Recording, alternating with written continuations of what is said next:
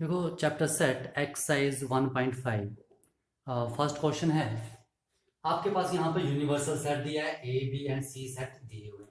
ठीक है, आपको निकालना है फर्स्ट ए कॉम्प्लीमेंट। ठीक है, देखो ए कॉम्प्लीमेंट की डेफिनेशन क्या थी कि A complement is equal to X type के एलिमेंट आएंगे सच दैट एक्स में जो एक्स जो होगा वो यूनिवर्सल सेट को बिलोंग करेगा। ठीक है, दिस इज बिलोंग्स टू, और x does not belongs to A, यानी कि जो भी एलिमेंट आएंगे यूनिवर्सल सेट के आएंगे और ए सेट का कोई भी एलिमेंट नहीं आएगा। ठीक है, तो ए सेट में 1 2 3 4 को छोड़ के जो भी एलिमेंट बचे यहाँ पर 5 6 7 8 9, 5 6 7 8 एंड 9 ये सभी एलिमेंट आएंगे। वैसे यहाँ बी सेट दिया है तो बी कॉम्प्लीमेंट क्या आएगा, यूनिवर्सल सेट में से बी सेट के एलिमेंट निकाल दो 2 4 6 8, तो क्या बचेगा 1 3 5 7 एंड 9।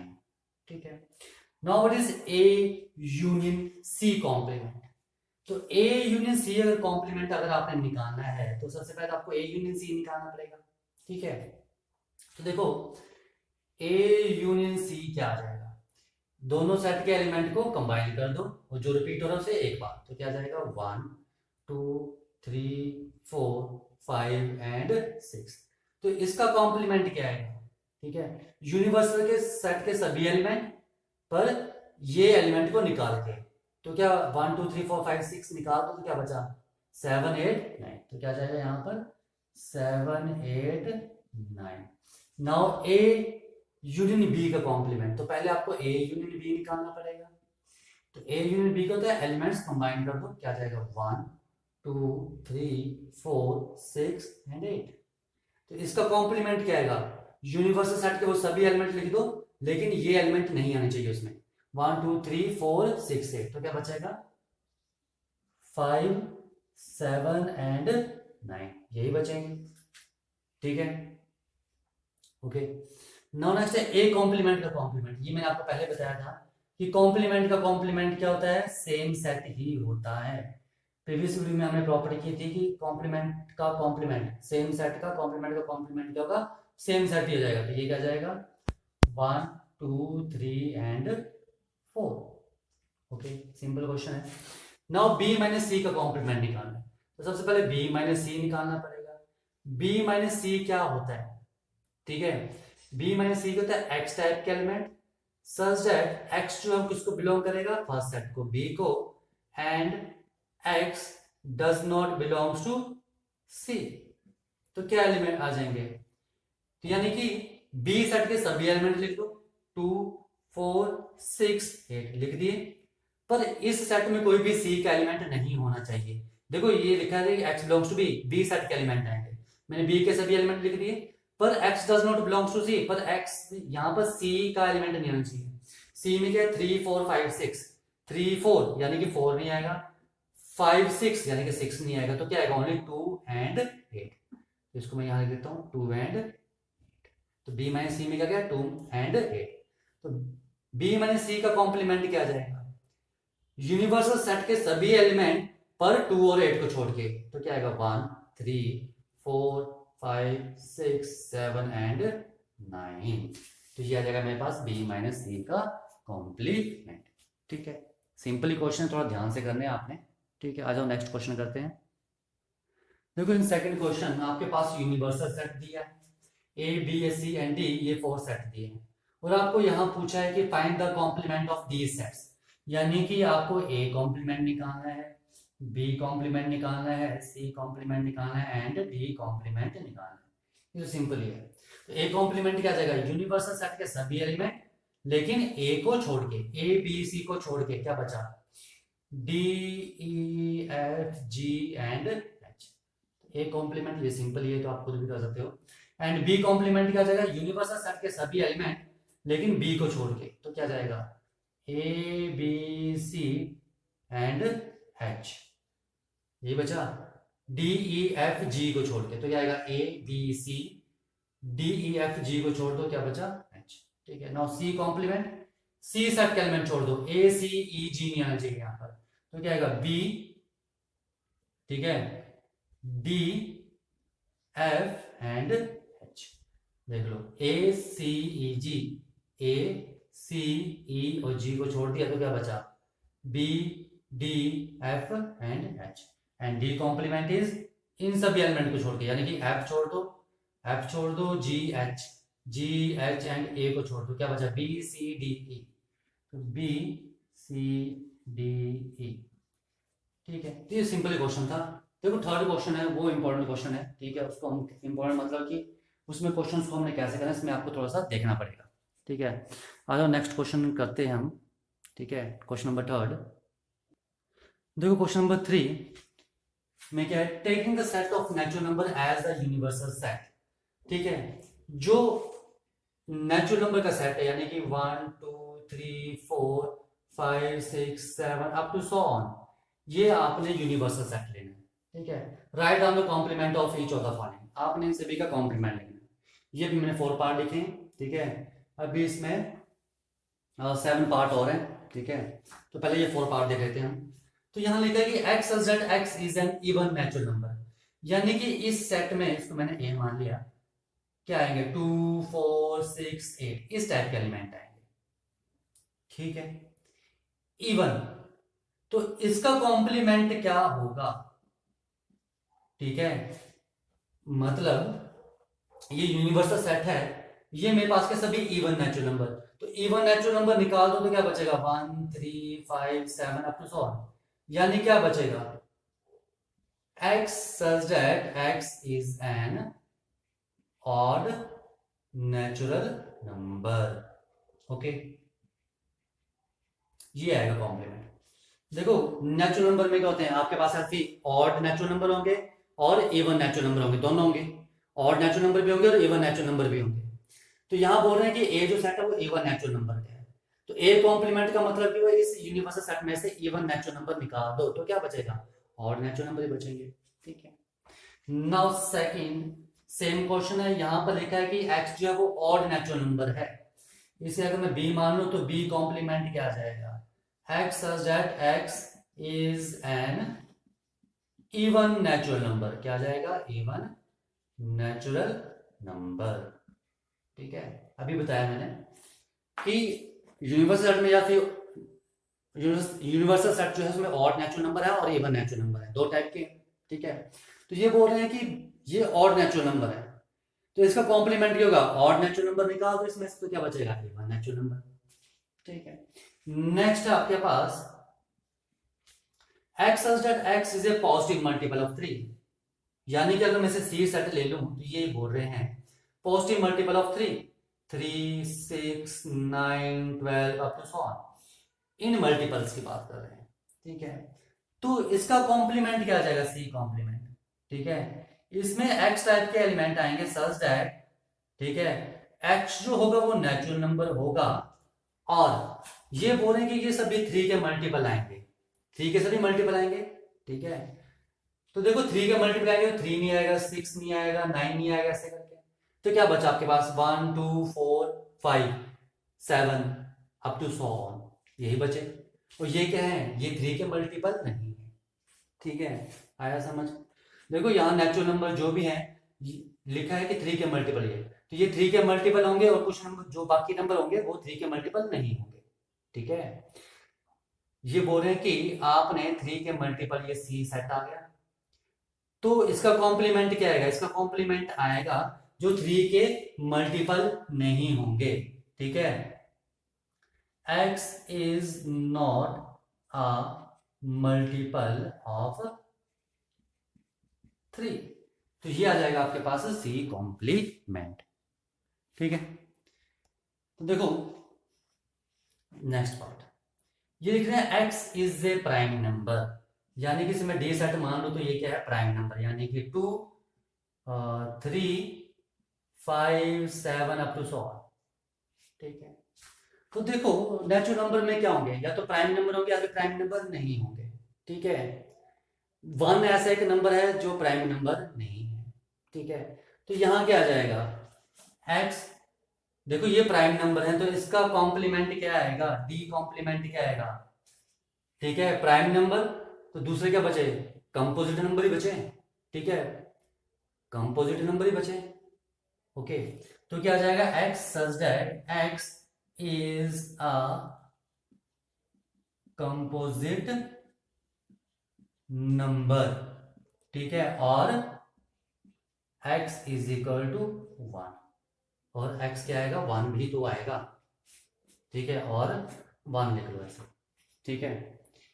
डी कॉम्प्लीमेंट क्या गया, डी में थे आपके पास प्राइम नंबर, ठीक है। तो अगर प्राइम कॉम्प्लीमेंट का मतलब है कि आपके पास प्राइम नंबर नहीं होने चाहिए, ठीक है। तो प्राइम नंबर नहीं होंगे तो क्या होंगे, कॉम्पोजिट नंबर होंगे, या तो फिर 1 होगा, और क्या होगा, 1 होगा। तो डी कॉम्प्लीमेंट क्या गया, x is a composite number और 1, ठीक है। तो ये थे फर्स्ट 4 पार्ट। आज नेक्स्ट पार्ट करते हैं, मैं इसे रफ कर देता हूँ। देखो फिफ्थ पार्ट इसका, यहाँ लिखा है x such that x is natural number divisible by 3 and 5। मान लो ये है आपके पास ई सेट, ठीक है। तो ई कॉम्प्लीमेंट क्या है, ये लिखना है कि आपने वो नंबर लिखने हैं जो 3 और 5 से डिविजिबल हैं, ठीक है। तो ई कॉम्प्लीमेंट क्या है, इसमें वो एलिमेंट आ जाएंगे, X belongs to natural number, ठीक है, एंड एक्स क्या होगा, यहां लिखा है डिविजिबल बाय 3 एंड 5, तो कॉम्प्लीमेंट यहां पर वो नंबर लिखने जो 3 और 5 से डिविजिबल है, ठीक है। तो कॉम्प्लीमेंट क्या आएगा, ठीक है, जो डिविजिबल नहीं होगा 3 और 5 से, तो x is not divisible by 3 and 5, तो ये कॉम्प्लीमेंट आ गया, ठीक है। ई सेट में वो एलिमेंट है जो 3 और 5 से डिविजिबल है, तो उसके कॉम्प्लीमेंट में कौन से एलिमेंट आएंगे, जो 3 और 5 से डिविजिबल नहीं होंगे, ठीक है। नाउ 6 पार्ट, ठीक है, लिखा है x such that x is a perfect square, ठीक है। ये मान लो f सेट है, तो f सेट का कॉम्प्लीमेंट क्या होगा, f में वो एलिमेंट है जो परफेक्ट स्क्वायर है, तो f कॉम्प्लीमेंट में कौन से एलिमेंट होंगे, x such that x belongs to natural number, ठीक है, and x is not a perfect square, जो परफेक्ट स्क्वायर नहीं होंगे, ठीक है। कॉम्प्लीमेंट तो वही होता है, ठीक है। तो f में कौन से एलिमेंट है जो परफेक्ट स्क्वायर है, तो उसके कॉम्प्लीमेंट में कौन से एलिमेंट होंगे जो परफेक्ट स्क्वायर नहीं होंगे। वैसे ही आपके पास 7th पार्ट है, इसे g मान लो, लिखा है x such that x is a perfect cube, ठीक है। x जो है वो क्या है, परफेक्ट क्यूब, तो इसका कॉम्प्लीमेंट क्या जाएगा, x such that x is not a perfect cube, simple, ठीक है, ओके, इनमें कोई ज्यादा वो प्रॉब्लम नहीं है। 8th पार्ट आ जाओ, जिसे मैं रफ कर देता हूं। देखो 8th पार्ट में क्या आपके पास,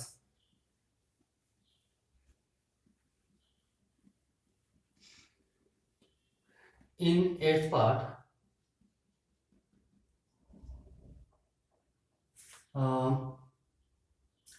x such that x plus 5 is equal to 8, ठीक है, and in 9th part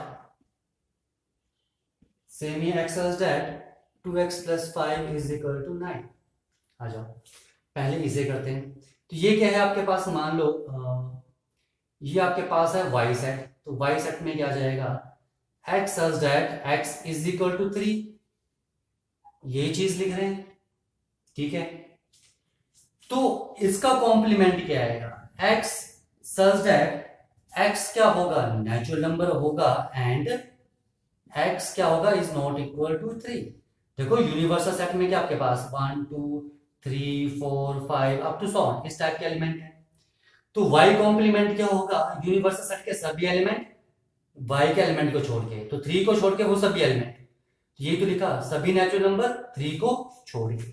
next आपके पास है, ठीक है, तो ये भी सेम है, तो क्या जाएगा x सच दैट इसे x मान लो, ठीक है, तो ये क्या जाएगा 2x is equal to 4 and x is equal to x such that x is equal to 2, ठीक है। तो यहां पर क्या जाएगा, x कॉम्प्लीमेंट क्या जाएगा, x such that x belongs to natural number आएगा, और x जो है उसकी वैल्यू 2 नहीं आएगी, यानी कि यूनिवर्सल सेट के सभी एलिमेंट लिख दो, किसको छोड़ के, 2 को छोड़ के, ठीक है, ये सिंपल था। आ जाओ next 10th and 11th part कर लेते हैं इसके। देखो जो इसका 10th पार्ट है वो है x such that x is greater than equal to 7, ठीक है। और जो इसका 11th पार्ट है वो है x such that x belongs to natural number and 2x plus 1 is greater than 10। आ जाओ इसमें पहले, ठीक है। मान लो ये आपके पास a सेट है, तो a में क्या जाएगा, ए में ये बोल रहे हैं ये वो एलिमेंट है जो ग्रेटर देन इक्वल टू 7 है, कि 7 8 9 10 अप टू सो ऑन। और यूनिवर्सल सेट है क्या मेरे पास, set of all natural number 5 6 7 8 up to so on, ये है। तो यहां पर ए कॉम्प्लीमेंट क्या आएगा, यूनिवर्सल सेट के वो सभी एलिमेंट इनको छोड़ के, तो 7 8 9 10 ये सभी छोड़ दो, तो क्या बचेंगे, ये एलिमेंट बचेंगे, यानी कि 1 2 3 4 5 एंड 6। तो ये आएगा आपके पास ए कॉम्प्लीमेंट। तो इसे सेट की फॉर्म में कैसे लिखेंगे, x such that x belongs to natural number आएगा, और जो x की वैल्यू है वो क्या है, लेस देन 7 है, ठीक है। तो ये आ गया इसका। आ जाओ 11th क्वेश्चन, इसे आप मान लो बी सेट, तो बी सेट क्या जाएगा आपके पास, ठीक है, यानी कि x such that x belongs to natural number and, इसे सॉल्व कर लो, ये क्या जाएगा, x इज ग्रेटर देन 9/2, ठीक है। x जो आएगा वो क्या आएगा, ग्रेटर देन 9/2, ठीक है। तो इसका कॉम्प्लीमेंट देखो क्या आ जाएगा, ठीक है। तो देखो b कॉम्प्लीमेंट क्या आ जाएगा, देखो ये लिखा है कि यानी कि x ग्रेटर देन 4.5, इस सेट में कौन से एलिमेंट आ रहे हैं जो 4.5 से बड़े हैं, ये यूनिवर्सल सेट है, यानी कि 5 6 7 8 ये सभी नंबर आ रहे हैं, ठीक है। यानी कि ये आगे को ये सभी नंबर आ रहे हैं, तो इसका कॉम्प्लीमेंट क्या होगा, यूनिवर्सल सेट में से, इसको लिख लो, बी मेरे पास आ रहा है जैसे 5 6 7 8 9 अप टू सो ऑन, ठीक है, ये एलिमेंट आ रहे हैं। तो बी कॉम्प्लीमेंट में कौन से एलिमेंट होंगे, इन सभी एलिमेंट को छोड़ के क्या बचा, 1 2 3 एंड 4, ठीक है। तो यानी कि क्या आ जाएगा, x such that x belongs to natural number and x क्या आ जाएगा इज, देखो इससे बड़े नंबर आ रहे हैं तो कॉम्प्लीमेंट में क्या आएंगे, इससे छोटे नंबर या इसके इक्वल टू 9/2, ठीक है। तो 9/2 या उससे छोटे नंबर, ठीक है। तो नेचुरल नंबर की बात करें तो इससे छोटा क्या नंबर आएगा, 4 4 3 2 1, तो ये नंबर आएंगे बी कॉम्प्लीमेंट में, ठीक है। ओके, आ जाओ नेक्स्ट क्वेश्चन करते हैं। देखो क्वेश्चन नंबर 4, ठीक है। आपके पास यूनिवर्सल सेट दिया है, ए और बी दिया है, और आपको पूछा है this is universal set and this is union, ठीक है। और आपको पूछा है कि आपने ये वेरीफाई करना है, ठीक है। फर्स्ट पार्ट मैं कर रहा हूँ, सेकंड पार्ट आप खुद करोगे। तो सबसे पहले आपको ए यूनियन बी निकालना पड़ेगा, तो ए यूनियन बी क्या जाएगा, ए और बी सेट के एलिमेंट कंबाइन कर दो, जो रिपीट है वो एक बार, तो 2 3 4 5 6 7 एंड 8, तो ए यूनियन बी का कॉम्प्लीमेंट क्या आएगा, यूनिवर्सल सेट के सभी एलिमेंट, ठीक है, पर उसमें ये एलिमेंट नहीं आने चाहिए, यानी कि ए यूनियन बी के एलिमेंट नहीं आने चाहिए। तो क्या बचेगा, 2 3 4 5 6 7 8, तो क्या बचेगा 1 एंड 9, ओके। अब ये निकालना है तो आपको पहले ए कॉम्प्लीमेंट निकालना पड़ेगा, तो ए कॉम्प्लीमेंट क्या आएगा, यूनिवर्सल सेट के सभी एलिमेंट पर एक एलिमेंट नहीं आएंगे, तो क्या जाएगा 1 3 5 7 एंड 9। वैसे बी कॉम्प्लीमेंट क्या जाएगा यहाँ पर 1 4 6 8 एंड 9, ठीक है। तो आपके पास A complement intersection B complement क्या आएगा, क्या कॉमन है दोनों में, ओनली 1 एंड 9, ठीक है। तो देखो from first and second, from first and second हम लिख सकते हैं ए यूनियन बी का जो कॉम्प्लीमेंट है वो क्या होगा, A complement intersection B complement, ठीक है। सेकंड पार्ट आप खुद करोगे, ठीक है। आ जाओ नेक्स्ट क्वेश्चन करते हैं। देखो नेक्स्ट क्वेश्चन, क्वेश्चन नंबर 5, इसमें आपने वेन डायग्राम बनाना है। ठीक है, ए यूनियन बी का कॉम्प्लीमेंट। तो देखो, तो सबसे पहले फर्स्ट पार्ट, ये आपका क्या गया, यूनिवर्सल सेट आ गया। ठीक है, this is universal set and this is set A and this is set B. This is set A and this is your set B. ठीक है, तो देखो ए यूनियन बी क्या होगा, ए यूनियन बी मतलब ए और बी सेट के element combine कर दो, तो ये बीच वाला क्या होगा, ये सारा, ये ना। ठीक है, तो ये जो शेड हो रहा है बीच में, ये हुआ ए यूनियन बी। ठीक है, ए यूनियन बी यही होता है कि ए और बी सेट के एलिमेंट, ठीक है, कंबाइन करके लिखो, तो ए यूनियन बी। तो इनका कॉम्प्लीमेंट क्या होगा, यानी कि ये पोर्शन निकाल दो तो क्या बचेगा, ओनली बाहर वाला बचेगा। तो क्या आएगा, ठीक है, तो ये जो शेड हो रहा है, ये मेरे पास क्या आ जाएगा, ए यूनियन बी का कॉम्प्लीमेंट। तो ये क्या है मेरे पास, ए यूनियन बी का कॉम्प्लीमेंट। ठीक है, now second part, now what is second part, A complement intersection B complement. देखो, हमने डी मॉर्गन्स लॉ किया था कि ए यूनियन बी का जो कॉम्प्लीमेंट है वो A complement intersection B complement होता है, ये किया था, डी मॉर्गन्स लॉ किया था। और सेकंड हमने किया था कि ए इंटरसेक्शन बी का जो कॉम्प्लीमेंट है वो A complement union B complement होता है। ठीक है, तो देखो ए यूनियन बी का कॉम्प्लीमेंट इसके इक्वल है, यानी कि ये फर्स्ट पार्ट और ये सेकंड पार्ट आपस में इक्वल है, तो यही क्या बनेगा, A complement intersection B complement बनेगा। तो फर्स्ट और सेकंड का फिगर सेम बनेगा।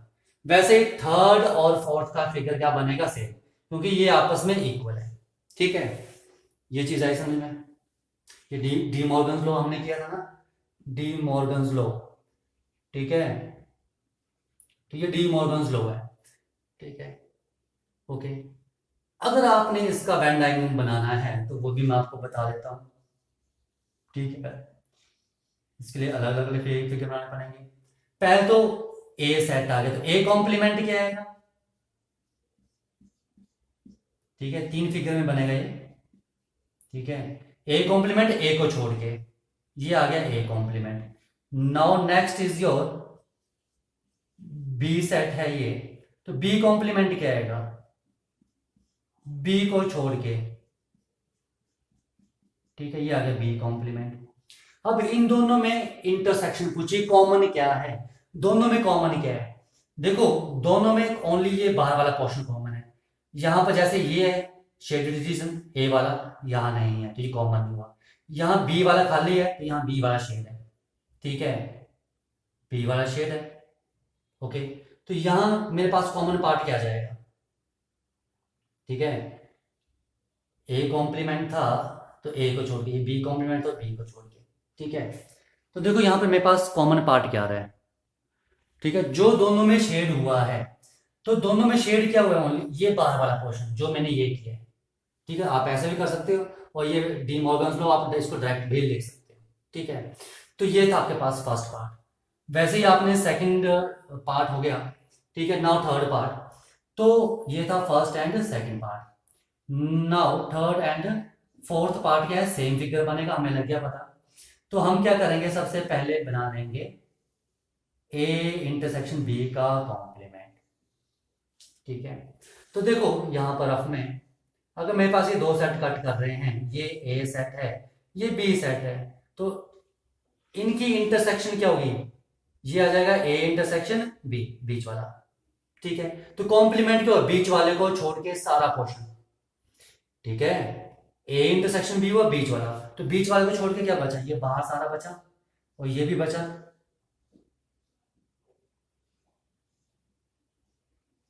ठीक है, ओनली ये नहीं आएगा, तो ये क्या आ जाएगा मेरे पास, ए इंटरसेक्शन बी का complement and which is equal to A complement union B complement. ठीक है, ये चीज आई समझ में। ठीक है, तो ये है आपके पास वेन डायग्राम। ठीक है, आ जाओ क्वेश्चन नंबर 6 करते हैं। देखो क्वेश्चन नंबर 6 में क्या आपके पास, क्वेश्चन नंबर 6 में लिखा है कि आपके पास let U be the set of all triangles in a plane.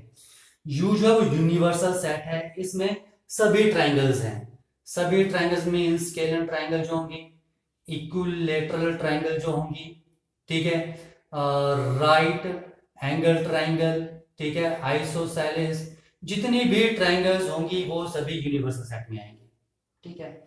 अब ए सेट में क्या लिखा है इन्होंने, ए सेट में लिखा है कि A is a set of all triangles, ये उन सभी ट्राइंगल का सेट है with at least one angle different from 60 degree. यानी कि ये जो ट्राइंगल्स हैं, ठीक है, तो यहां पर जो एंगल है आपस में, ठीक है, उसमें 60 डिग्री का एटलीस्ट कम से कम डिफरेंस होगा, ठीक है, कम से कम 60 डिग्री का डिफरेंस होगा, ये चीज लिख रहे हैं, ठीक है। तो देखो कौन से ट्राइंगल बचेंगे, तो इसके लिए ट्राइंगल में वो चीज आ जाएगी, इसमें भी आ जाएगी, इसमें भी आ जाएगी, ठीक है, यही चीज लिखी है। If A is a set of all triangles with at least one angle different from 60 degree, जिसमें कम से कम एक एंगल जो है वो 60 डिग्री से डिफरेंट होना चाहिए, ठीक है, 60 डिग्री से डिफरेंट होना चाहिए, उसकी बात ये कर रहे हैं, ठीक है। तो इसका मतलब ये बोल रहे हैं कि 60 डिग्री एंगल नहीं आना चाहिए, तो ए क्या आ जाएगा मेरे पास, ठीक है, वो सभी ट्राइंगल्स, ठीक है, जिसमें एक 60 डिग्री एंगल नहीं होगा, यानी कि इक्विलेटरल ट्राइंगल को छोड़ के सभी ट्राइंगल्स जो होंगी वो ए सेट में आएंगी, ये भी यहां आएगा, ये, ठीक है। तो ए कॉम्प्लीमेंट क्या आएगा, ओनली इक्विलेटरल ट्राइंगल्स, ठीक है, आया समझ। फिर सुन लो, इन्होंने लिखा था यू जो है यूनिवर्सल सेट है और इसमें वो सभी ट्राइंगल्स आएंगे, सभी ट्राइंगल्स लिख दी, जो भी ट्राइंगल्स आएंगे सभी लिख देंगे। बोलते हैं पर ए जो है, ए सेट में वो ट्राइंगल्स आएंगी, ठीक है, जिनमें कम से कम, ठीक है, एक एंगल जो होगा डिफरेंट होगा 60 डिग्री, यानी कि एक 60 डिग्री एंगल नहीं होगा, यानी कि 60 डिग्री एंगल से डिफरेंट होगा, यानी कि 60 डिग्री एंगल नहीं आएगा, ठीक है। तो ए कॉम्प्लीमेंट का मतलब क्या हुआ, उल्टा, मतलब ए कॉम्प्लीमेंट का मतलब है कि उसमें ऐसे ट्राइंगल्स आएंगे जिसमें 60 डिग्री एंगल होगा ही होगा, ठीक है। ए को अंडरस्टैंड करो, A is a set of all triangles with at least one angle different from 60 degree, ठीक है, वो सभी ट्राइंगल जिसमें कम से कम एक एंगल जो होगा वो 60 डिग्री के अलावा होगा, ठीक है। तो ए कॉम्प्लीमेंट क्या हुआ, ए कॉम्प्लीमेंट हुआ वो ट्राइंगल्स जिसमें आपके पास सारे एंगल 60 डिग्री होंगे, ठीक है। तो ये आ जाएगा आपके पास ए कॉम्प्लीमेंट, ठीक है। ए कॉम्प्लीमेंट क्या गया, इक्विलेटरल ट्राइंगल्स, इक्विलेटरल ट्राइंगल्स, ठीक है। आ जाओ क्वेश्चन नंबर 7 करते हैं। देखो question number 7, filling the blanks, लिखा ए यूनियन ए कॉम्प्लीमेंट क्या होगा, ठीक है।